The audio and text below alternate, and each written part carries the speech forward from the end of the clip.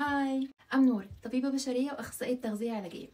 رمضان مبارك وعساكم من عوادة. في رمضان هنعمل سلسلة صحية هتوريك ازاي تستخدم الشهر اللي احنا بنسيء استخدامه ده اللي ربنا كرمنا بيه علشان نحقق بيه صحتنا وعشان ناكل بطريقة صحية. ومريض السكر ومريض الضغط ومريض القلب ومرضى كتير مفروض يستغلوا الشهر ده. رمضان احنا بنصومه ليه 4 فوائد. الفايدة الأولانية على صحتنا، لو صمنا رمضان صح بتلاقي سكر الدم بتاعك ظبط، بتلاقي معدتك ارتاحت جدا، وبتلاقي ضغطك ظبط، بس بشرط تصومه صح. تاني حاجة فايدة على نفسيتنا، لأن رمضان بيخلينا نصوم الساعات الطويلة دي عشان نحس بالناس اللي لاقية تاكل ولا تشرب، فنحاول نساعد غيرنا. الفايدة التالتة على السيلف ديفلوبمنت بتاعنا. سبحان الله، ربنا جعل الشهر ده نتحكم في حاجة من أحلى الشهوات، شهوة الأكل والشرب.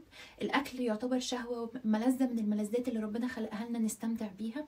كونك بصيامك قادر تستغنى عن شهوة من الشهوات دي بيخليك تبني جوه جسمك وجوه نفسيتك طاقة وعزيمة ان انت تقدر تستغنى عن اي حاجة، حتى لو من اعلى لذات الدنيا اللي ربنا خلقها لنا وجعلها كمان حلال.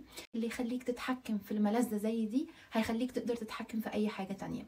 واخر حاجة طبعا الفايدة الدينية، ان في باب من ابواب الجنة، باب الريان، يدخله الصائمون. يلا بينا نحول الشهر ده لشهر كله فايدة وكله صحة، وازاي نحقق اللي ربنا، شهر كريم ربنا رزقنا بيه، ازاي نحقق فيه صحتنا. دمتم بصحة وسلام، ويلا بينا نخلي شهر رمضان صحي.